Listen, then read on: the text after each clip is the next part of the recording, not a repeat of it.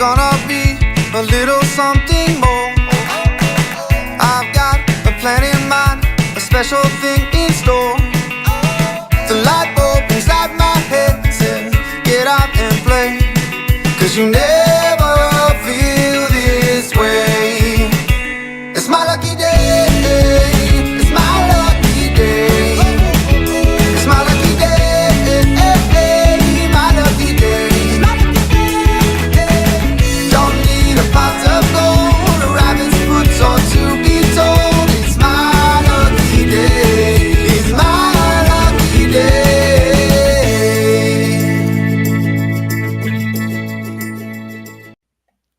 Hello, friends. Happy Tuesday. I am so glad that it's Tuesday and so glad that we're back together. It's been a couple of weeks since we were live.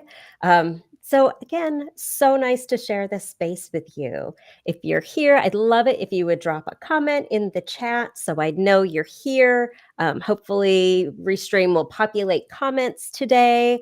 Would really love to be able to have a conversation with you all. I'm so excited for the guest I have lined up today. I have Jesse Janelle here with me.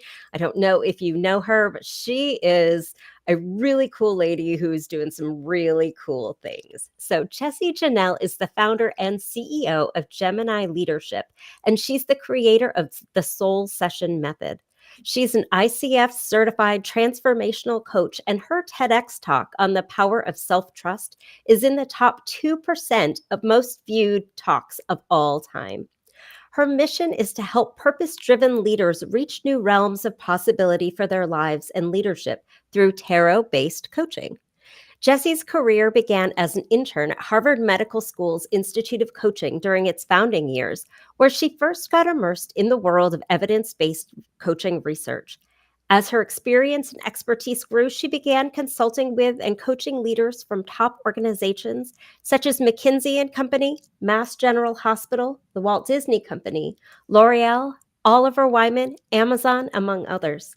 In 2022, she was selected for the inaugural cohort of Forefront, powered by Marshall Goldsmith and the 100 Coaches, for her impact on the field of leadership development. Jessie has a BA in psychology from Boston College and completed her ICF coach training from the Newfield Network. She lives north of Boston with her husband and 3 children. So with that, Jessie, I am so glad you are here. Thanks, Amanda. Thanks for having me. And I just love what you do. I really thought, as I was planning this session for today and this series of live streams, who I want to have on my show and who does really cool things. And you were one of the first people I thought of that, like, what you do is something I have never heard of anyone else doing. And I thought, ooh, you are the person that I need to talk to. First, I would love to say hi from Iowa. I'm not sure, LinkedIn user, who you are, but we're so glad you're here. Thanks for tuning in from Iowa. So start at the beginning, if you would, Jesse. Like, how did all of this come about and why tarot coaching? Yeah, I'll start way back here for you with a story that I also share in my TEDx, actually, of kind of how this all got started and connects back to journaling as well, which is pretty cool.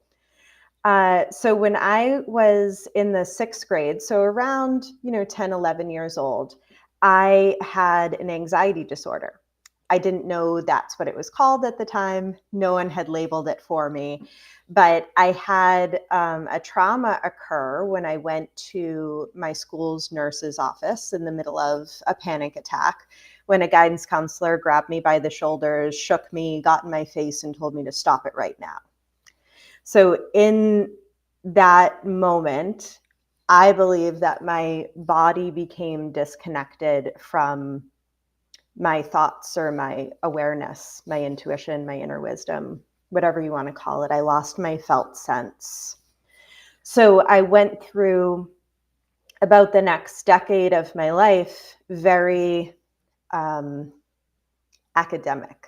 So very removed from anything that I felt. I felt afraid to go to adults with anything that was happening, anything that I was feeling. And I got really good at becoming my own coach, my own third party perspective, and sort of coaching myself through whenever I would have a panic attack or feel anxiety. One of the tools that I used to do that was journaling. Um, and that's sort of where my self-development journey began honestly at 11, by what I believe was complete divine intervention. I happened upon my brother's AP psychology book when I was 12 years old, started reading it. Who knows why? I probably was just excited to be in his room when I wasn't supposed to be. And right at the beginning, they're talking about anxiety, and I'm like, oh, that's what it is. That's what it's called. Like, that's exactly what I do, what I have, what I experience. So sort of self-diagnosed at 12, and then started learning, how do people deal with this, and found prayer helpful for me. I found journaling helpful for me. I started a meditation practice at 12, and I've been meditating ever since.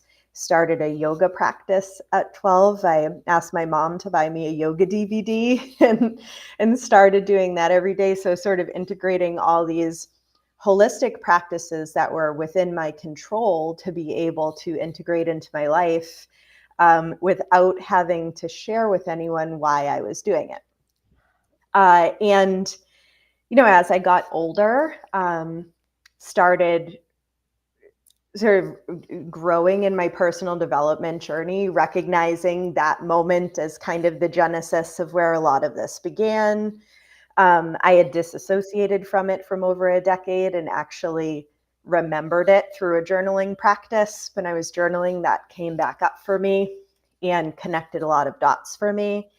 But it was about 5 years ago that I started a tarot practice to complement my journal practice. And then I started sort of naturally integrating it into my client work as well when people would request it. I was very hesitant to be out there professionally with it at all. For me, it was still just a private practice that I used for my own growth and development and processing. But as I started to bring it more into my client work, my clients were loving it and getting really rapid results by me bringing it in as a tool. So that's when I started transitioning most of the work I do to tarot-based coaching. That's very, very, oh my gosh, there's so much of it there. So before I comment, I just want to say hi to some of the folks who've joined us. We've got Tanya with us today. We've got our friend Mary from Toronto. We have another friend from Florida, LinkedIn user. We don't know who you are, but so glad you're here. So glad you're going to be joining us. Our friend Ant is here. So glad you're here, Ant. Um, so I want to say, first of all, how amazing that at 12, you could know what you needed and be able to give that to yourself. I don't think most of us, well, I know I couldn't do that for myself at 20 or sometimes 30. So imagining being able to do it when I was 12, like I think that would have been life changing for me. Um, so I think that is amazing. So can you talk a little bit more about how like why a tarot practice for you or how it drew your attention in the first place? Yes. It originally drew me because of my spiritual growth that I was doing through my own personal practice. I decided this is something I wanted to experiment with and just try out. So bought a deck of tarot cards, bought a couple of books like most people do, and just started playing and practicing with it. For me, it very quickly unlocked something. It took me about a year and a half, I will say, to develop my own relationship with the cards, to the point where I don't believe tarot cards have particular definitions. I think everybody develops their own relationship with them. And for me, they're a language of intuition. So it's a medium through which I can communicate with my intuition or my inner wisdom. So once that kind of unlocked, it just became so easy. Like it was just like having a conversation with a friend, honestly, that easy to pull out a card, to the same way you would be in some kind of difficulty, or you're having trouble making some type of decision, and you call somebody up and you're like, here's what's going on, what do you think I should do? That's how simple it feels now for me to use tarot as my coach and have that conversation to access my intuition. I absolutely love that description of using tarot cards to access your intuition, because I have dabbled with tarot. I haven't gotten serious about it, but that's exactly how I would describe my relationship with tarot, is using the cards and thinking, well, what does this remind me of? And just being able to ask myself the right questions to find the answers I need. Yep. Yep. Exactly. And I always say to people that the cards don't, at least in the way that I use them, the cards don't give you the answers, they give you the questions. So it's very much like, if for anybody who's ever experienced coaching, it feels like a coaching conversation. You come with some type of issue, and the coach isn't going to tell you what to do. They're going to talk you through it. They're going to ask you questions. They might provide particular perspectives. They might reflect something back to you. They might point out something that you didn't notice before or you didn't think about. And that's what it's like when I'm using tarot cards, whether in my own practice or bringing it into a coaching conversation. That is very cool. So I want to say hi to both Lainey and Cindy from Florida. So glad you're both here. We've got our friend Shella in Orange, California. So glad you're here. I know Tanya is in California as well. So how did you go about choosing the deck that you use for your clients?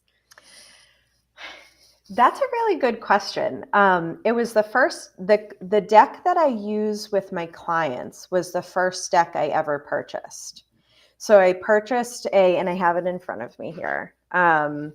It's a traditional Rider-Waite tarot deck, which if you're not familiar with tarot at all, I can go into it very briefly later. But it's a traditional deck with 78 cards.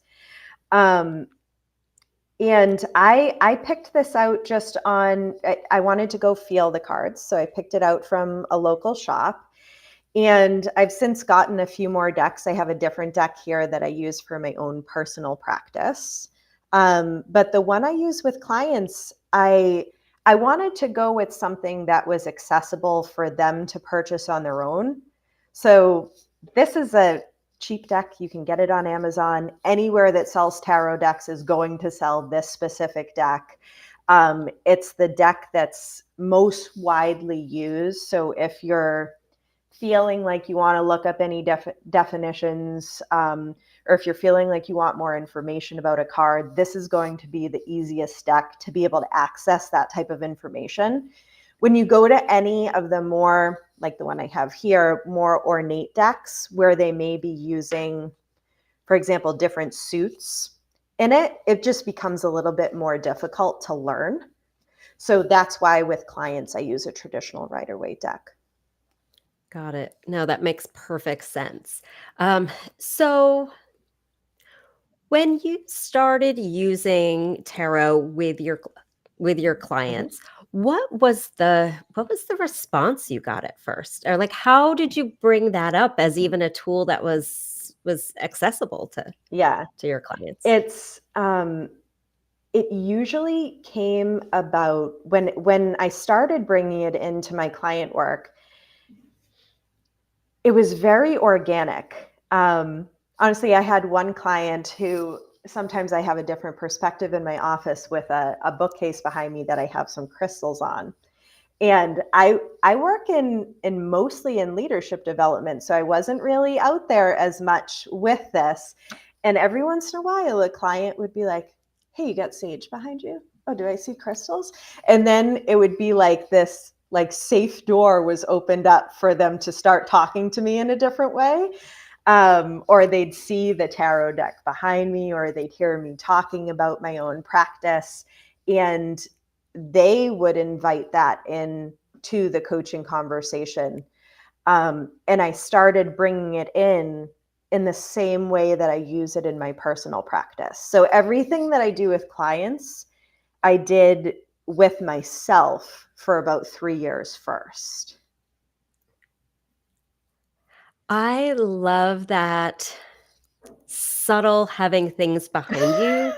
Yeah. It's one of my favorite things about being in Zoom because we have such a window into people's worlds and the conversations I have been able to open with people just based on a piece of art behind Yeah. them or a plant or a something.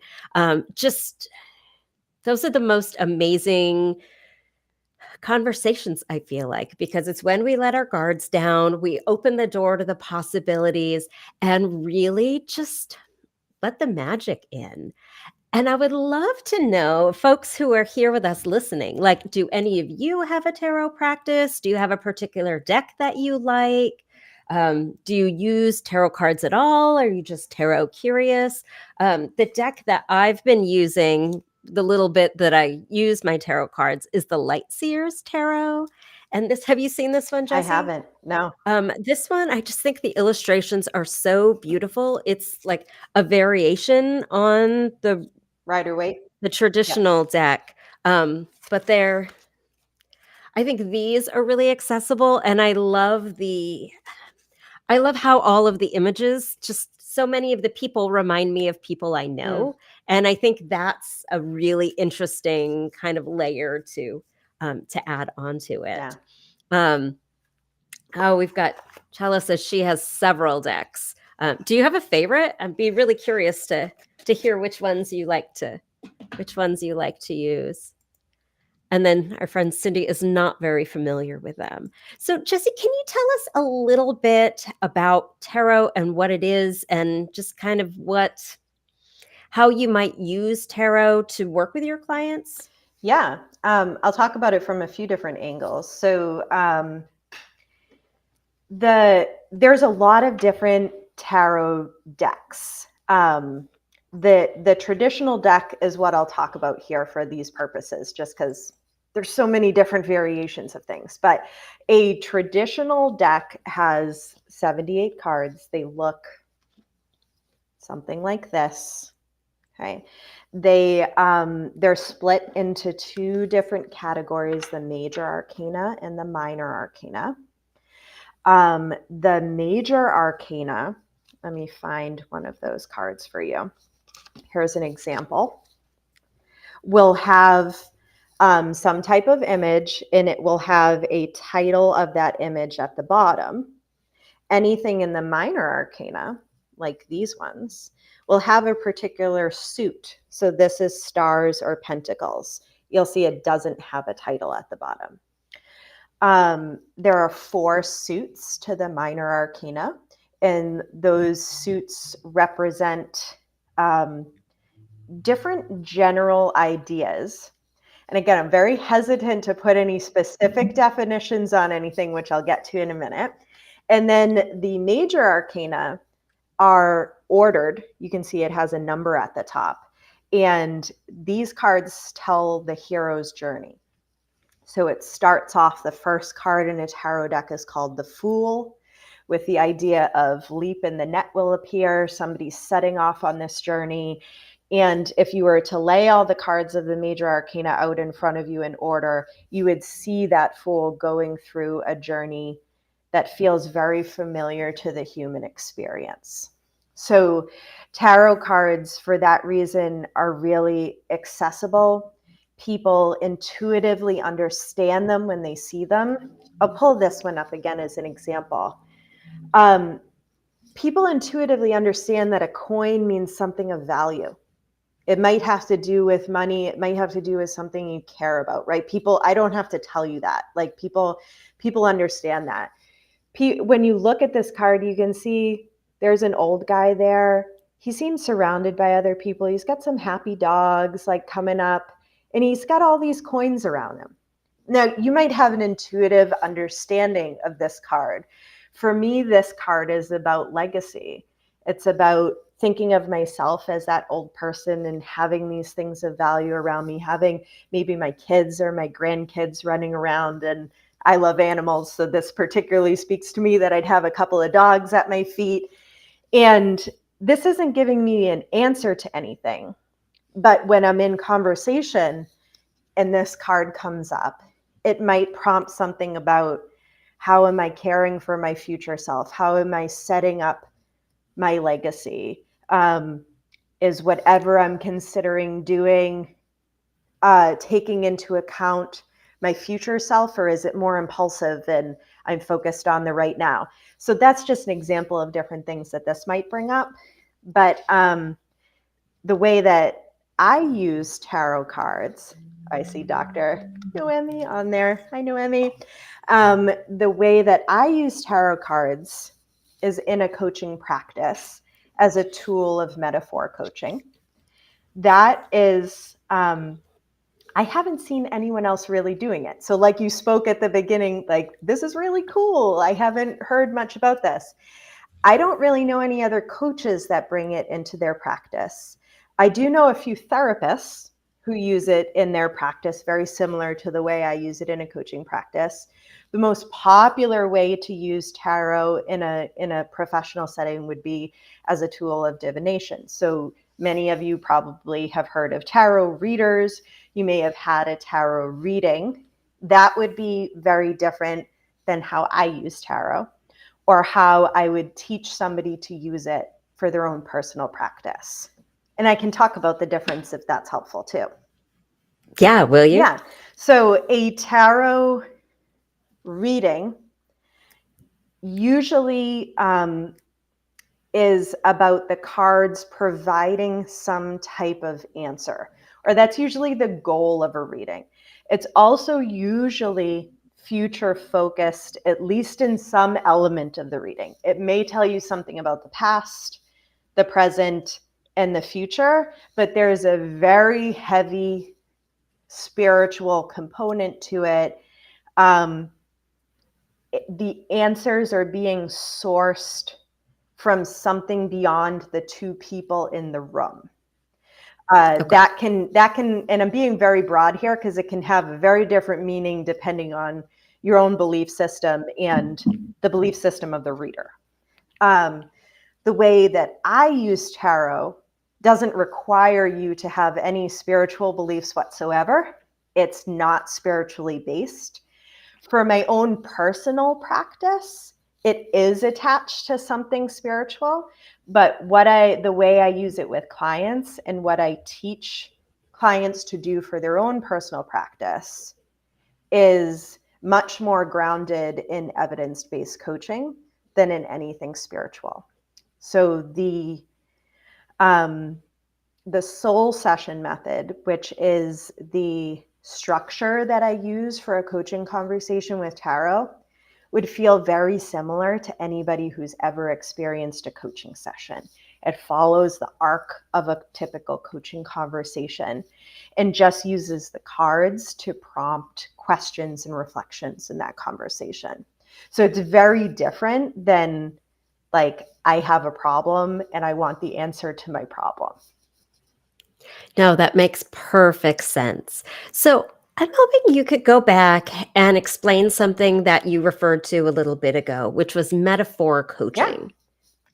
Can you describe that for us or define it? Yeah, so metaphor coaching is a type of coaching that invites a third party into the coaching relationship. So I use tarot cards as that third party, but another popular form of metaphor coaching is a little box of trinkets. And it allows the client to be able to pull out a trinket and manipulate it. So really the basis of it is that a third party is brought in so that the client can externalize any difficulties, any challenges, any perspectives, and it creates psychological safety because it creates that distance from the issue or the problem. But it's any third party that's brought into that relationship. And in the type of coaching that I do, even though it's not heavily spiritual, any type of coaching engagement, there's an energy field that's created between the coach and the client. And this brings another third party into that energy field too. So you're getting the energy from whatever that tool is, whether it be a box of trinkets or tarot cards. That is very, very cool. Going back to what I said earlier, like, I've not heard of anyone doing this. And I'm sure there are all kinds of people, and maybe I know people who are doing this, and I just don't know this is what Yeah. it's called. But you're the first person who's put both that language and all the pieces together for me. So could you walk us through what a coaching session using tarot cards might look like? Yeah, absolutely. I'll even pull some cards for you while we're here because the easiest way to do it is through example. Do you want me to talk about it theoretically, or Amanda, do you want me to pull cards in conversation with you? Can we pull cards in conversation? Of course we can. Okay. Yeah, that'd be really cool. So is there anything, a decision you've been kind of mulling over, or something you've been having trouble with, anything you might want coaching on? Yeah. Oh, I should have done my homework before I I'm came. putting you on the Um, spot. Yeah, no, so this is the beginning of the year, right? And so most of us come with that New Year's brain. And I love coming to January 1st with goals and a plan. And this year, I don't have big goals and I don't have plans. And it's interesting because I spent the last couple of weeks in a really thorough reflection. I got really clear on how I want to feel this year. I let my word of the year find me too. I have two words, they're implement and integrate. And I went to create my goals around all of that. And I just came up with like nothing. That's a lie. But I couldn't come up with like the big goals that have come to me every other year. And it came to me on Friday. I'm like, I don't think I'm supposed to have a big goal right now. I think my big goal is to just become the truest version of myself. Mhm. But how to get there, I don't know what that looks like yet. So is this the kind of thing I could come to for coaching, or am I Anything. totally off base? No, anything at all. And that's one of the questions people sometimes ask is, who is this for? Because I do a lot of leadership coaching. Is it just for a professional? I have people come to me with relationship issues, with health stuff, with dealing with people in their family, with making big decisions. Definitely a lot of professional stuff too. So it can really be, it's not stuck in that bucket of life coaching, career coaching, leadership coaching. It can be anything. So we can definitely go with that. Okay, So cool. just if we were in a coaching session, that's how I would start even a non-tarot based coaching session. I would say, what do you want coaching on today? And you would tell me a little bit about what's going on. So in a tarot based session, the first thing, I pull 5 cards typically, sometimes more if I need more information about a typical card. But the first card that I pull is always to clarify the topic that we're going to be talking about. And again, it's analogous to the same way I would work in a non-tarot based coaching session too. I would ask you more questions, right, to get to what's actually the issue that we're talking about here. So I'll pull a card to clarify. Usually the question that I ask is, what do we need to know? That's how I start off. What do we need to know? So the card that I pulled is a Two of Swords. This card for me, I'll tell you a little bit about what it means for me. And then what's way more important is what it means for you. But what this card means for me, anything with a two for me is typically about a choice. So you can see that there's no one attacking her. She's got a blindfold on. She's holding two swords. She could choose to put them down and take off the blindfold and walk away. Anytime you see a moon, it's typically about something not being clear, the answer not being clear. So for me, this would prompt me to ask you, was there a goal you might have been considering or something that came up for you that you said, no, that's not it? That is a really good question. So, as I sat to think about my goals, um, the easy goals came up. Goals of spending more time by myself, goals of getting back to basics of food and nutrition or nutrition and movement, goals of, oh, I had one more. Can I remember? I probably can't remember. But those are important, but those didn't feel like the goals.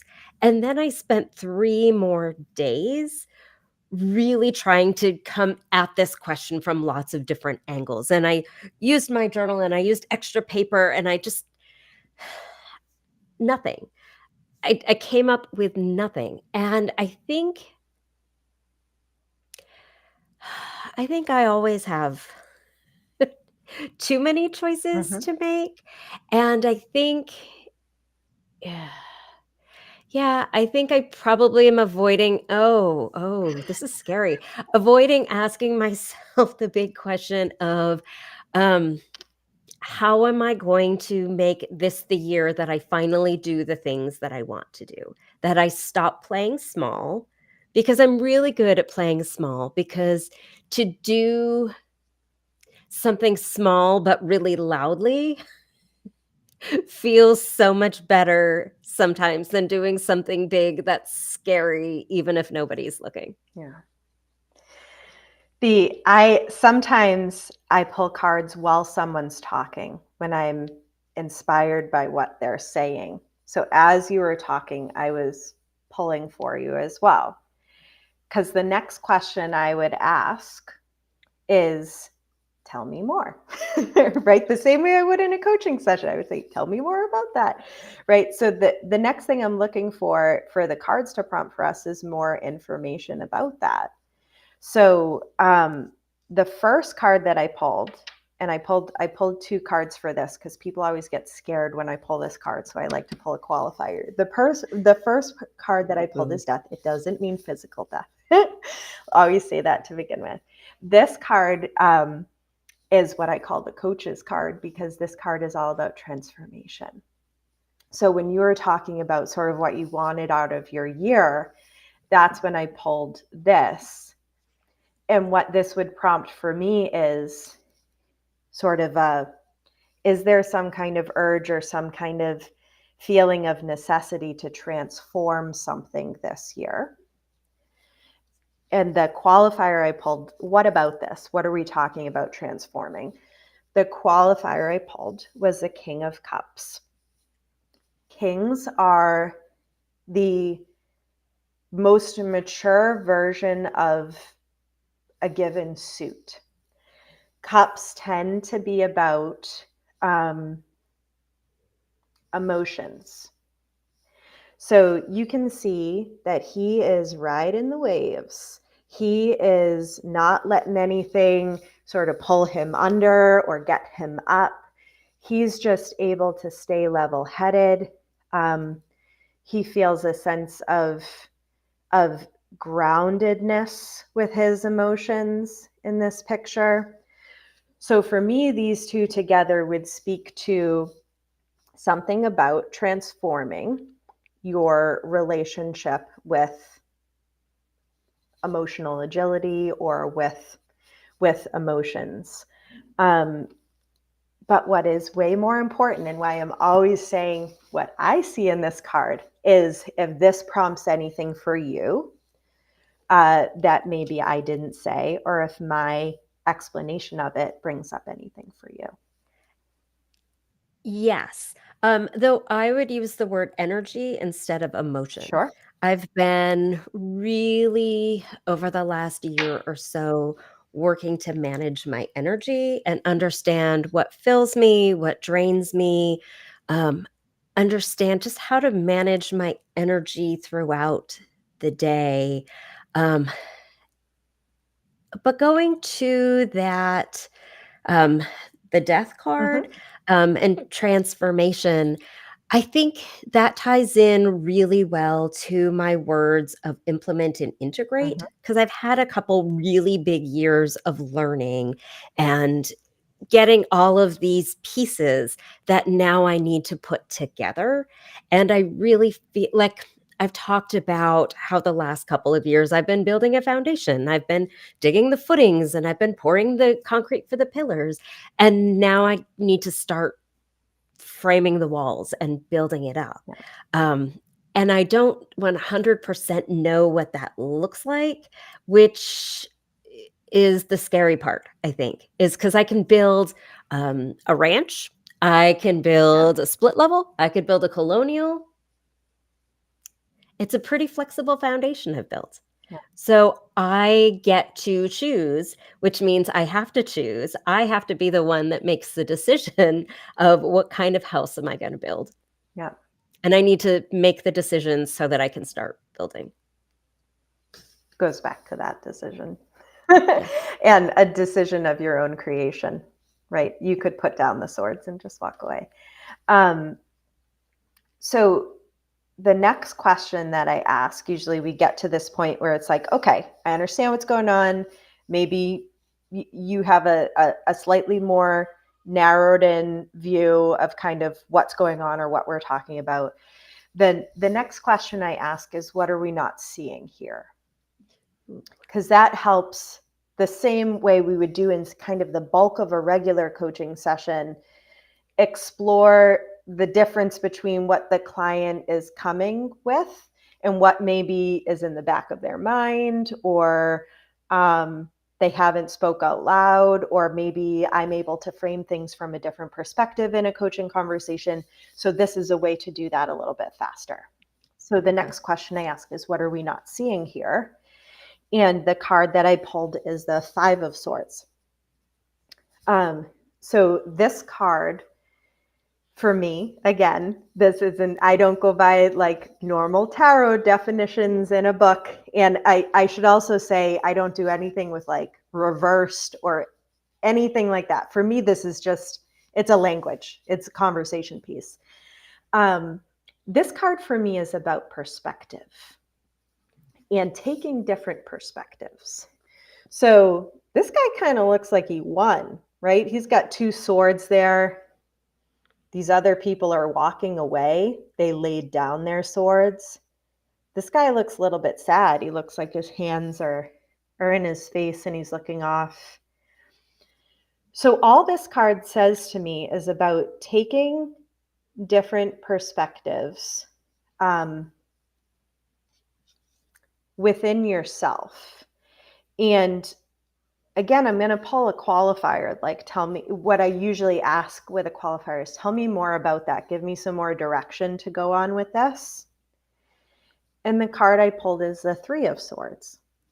Again, both of these cards are kind of have a lot of a little more angst to them than some of the other cards that I could have pulled.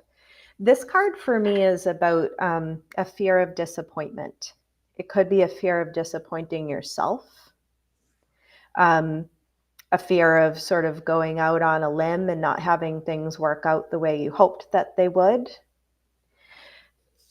This card would tell me that maybe taking a different perspective will help you with this. Does that bring up anything for you? I will say, yeah, I'm always worried about disappointing myself or somebody else who's important to me. Um, yes, and I think this is why I value journaling so much is it helps me find the perspective. I always say there's just enough space between my brain and the page to get the Yeah. perspective I need. And to be able to practice the art of zooming in to see details, zooming out to see the big picture, and really gaining that perspective. And it's interesting because whenever I do something, um, I don't know, whenever I do something that feels a little bit risky to me, like when I say risky, I mean brave. Hmm. Um, when I'm kicking myself because it doesn't work, I always find out after the fact there is somebody who's watching, who's inspired because I did something Yep. brave. Yep. Yeah. That's exactly what this card is all about for sure.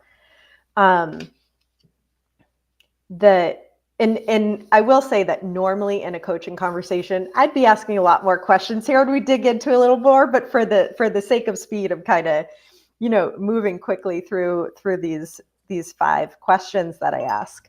Um, but the next question that I ask typically is about what needs to shift right now. What needs to shift right now? Because usually someone's coming with some kind of challenge or problem.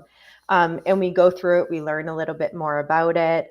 So for you so far, we're talking about it has something to do with transformation, transforming your energy. Um, we talked about perhaps a fear of disappointing yourself, and your great ability to be able to take a different perspective on that, and sort of you're reminding yourself that whatever you're doing, even though maybe on the surface to you it might seem like it's not going well, might be helping a lot of people that you're not seeing that it's helping. So my next question is, what needs to shift? This is one of my favorite cards. That's why I'm smiling. This card is the Page of Cups. Pages in tarot are usually messengers, and they usually represent something very childlike. So he is very playful. This is a card of play, of childlike enjoyment, and we're talking cups again. So for you, there's been a lot of cup stuff in here.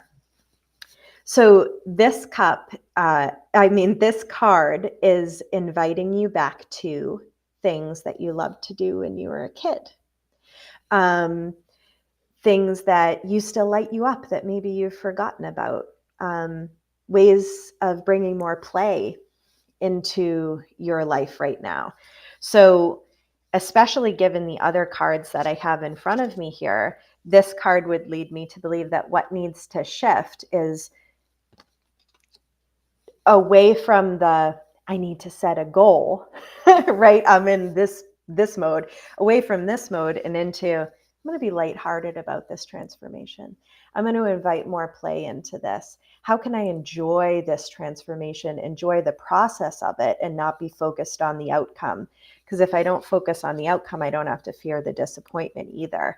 And I can take a new perspective of just helping people along the way.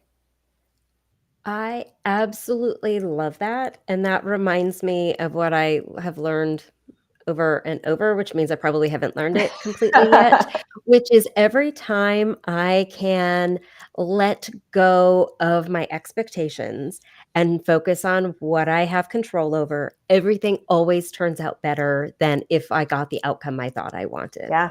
And I love that card because it reminds me of a question. So I have a one pager that I created for myself, and it's not handy, but um, I took some of my frequent journaling questions and techniques and I put them all together on a printable page that I typically leave on my wall above my desk. And one of the questions that I have changed up for the year is, how will I play today? Mm, Because there is not enough play in my life for sure. yes. Yeah. And this is definitely an invitation to shift in that direction. I love that. That happens to be my word of the year, play. very, Ooh. very connected to that. The last question I always ask is, what's the next right action? So again, in a typical coaching conversation, this would be when you're with a coach and you're creating an action plan for before the next time you're going to meet. How are you going to take your learnings from this session and bring them into your life? So for me with tarot-based coaching, I say, what's the next right action? The card I pulled for you is the Queen of Wands. Now, we were talking a lot about energy. Wands typically represent energy. Queens, similarly to kings, are kind of masters of their suit. So she's also often known as the Witch of the Tarot. She is very connected to her own energy, to her intuition. For you, this would definitely speak to doing quite a bit of journaling to be able to connect with your intuition. But that's what this card would be all about, is sort of really being a master of your energy, but with a feminine quality to it, of this lightness, this tenderness, this self-compassion. Yeah. I'm so glad you said self-compassion, because what I that is what I discovered last year. My big my big aha for the year was, the more I get to know myself, the more compassion I have for myself, and the more I love myself. So I really love that card. I'm going to have to do a lot more thinking about what all of these cards mean. Oh, I have that's it laid so out in front beautiful. of me, so I'll send you a picture too so that you can journal on it. Oh, thank you. Yeah. Thank you. And I will be interested to pull those same cards from this deck and see what comes up Yes, with the in different these imagery. cards along those lines. Yeah, yeah. And so that's what a typical tarot-based coaching session looks like. Usually it's over the course of an hour. So like I said, there'd be more like of me reflecting and us having conversation, but we were kind of rushing through it a little bit. But that's the typical structure of it. So starting off with, what's going on, learning a little bit more about that. What are we not seeing? What needs to shift? And what's the next right action? And this structure is what I call a soul session. And it's what I teach in my program that's called Intuition Academy. And I have a free masterclass on my website that goes into this in more detail too. So folks can go on there and check that out, to be able to kind of slow down and speed up and rewatch it and see that through. And the intention of the masterclass and what I tend to teach is how you can do this whole practice, this soul session, these 5 questions in 7 minutes, so that you can do it as a daily personal practice to be able to access your inner wisdom and coach yourself through any situation. That's very cool, because I can make 7 Yeah. minutes. I can't always make 45 minutes, an hour, Right. but I could definitely find 7 minutes. So we have a couple of questions here in the chat. So does this work well with anxiety? Can you speak to that? Yeah. I think that any self-development work that you might be doing would be helpful for that. I'm not a therapist, so I don't say treat anxiety or depression as a coach. But folks who do have anxiety or depression and who are seeing a therapist, this can be a helpful addition to your personal development practice. For me, if anybody missed the beginning of our conversation together, that's how I got started with this. I suffered from anxiety as a child and came to lots of different personal development practices and ultimately tarot as a way to help me reconnect with my felt sense, reconnect with my body, be able to hear that quiet voice much more loudly and quiet the voice of whether you call it, your saboteur or the voice of society or whatever, your inner critic. This is a practice that allows the voice of your intuition to become louder and that voice to become softer, so that you become more practiced at being able to tune into yourself and source answers from your own wisdom instead of looking for external validation. Beautifully put. Mary also wants to know, how do you get your interpretations of the cards? Do you use the Book of Symbols? The interpretations that I have come from developing my own relationship with the cards over years. And I highly encourage my clients in the way that I teach it to develop their own relationships. A great example, let me find one of these cards. This card is a good one. Let me pull one more.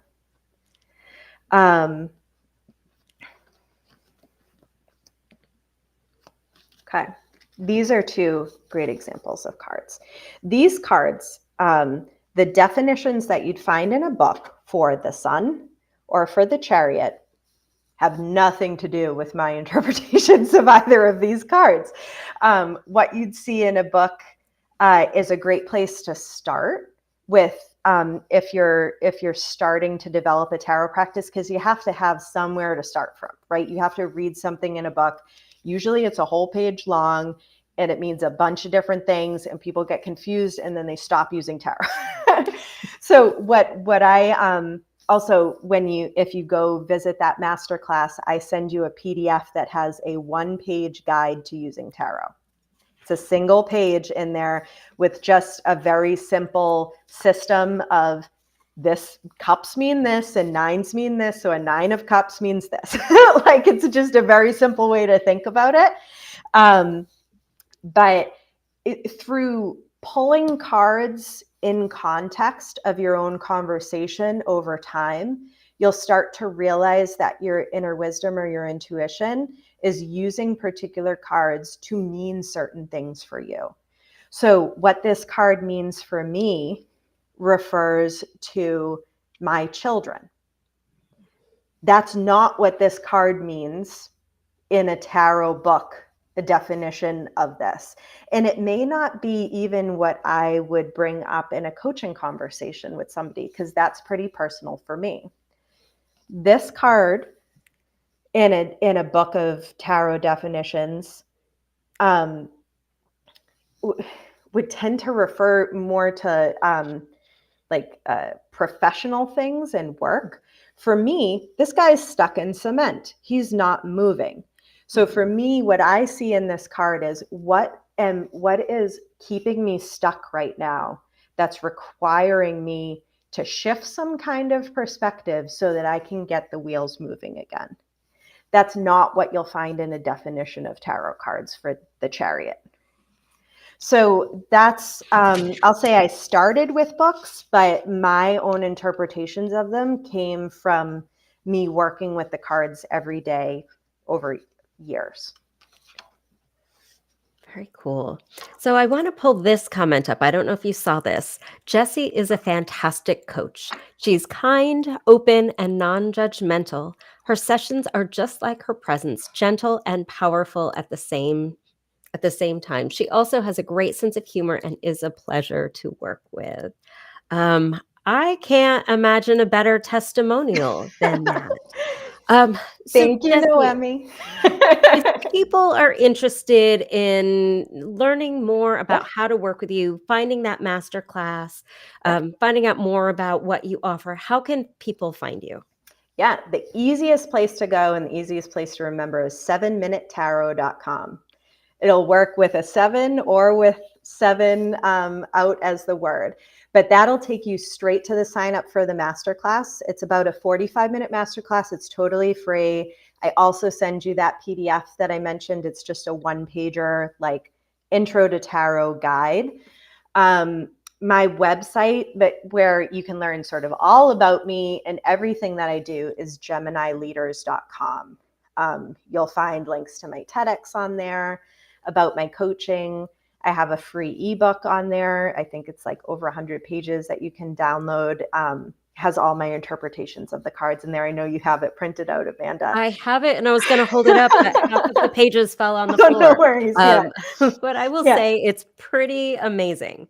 Thank you. Yeah. Yeah. So the best place to start is with that masterclass. 7minutetarot.com will take you there, and it's totally free. Awesome. Well, Jesse, thank you so much for joining me tonight. Thank you for sharing your wisdom and your expertise. Thank you for that mini coaching session. You have given me so much to think about. Do you have any final words for us about tarot and working with tarot?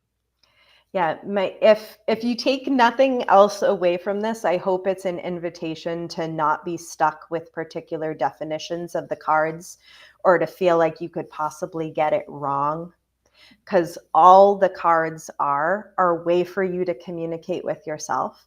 So if you're able to tune into what this really means for you and what this is trying to say to you, you cannot get it wrong.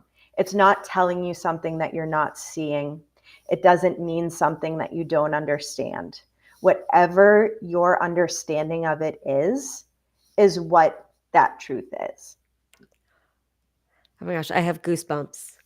Goosebumps hearing that, because it sounds so similar to what I tell folks when I work with them with journaling, which is there's no wrong way to do it. If what Yes. you're doing feels good to you, you are doing it right. And with that, my friends, we are leaving you for tonight, but I hope you will join me again next week as I welcome another interesting guest who's doing amazing things. And don't forget to journal. All right, my friends, we'll see you next time.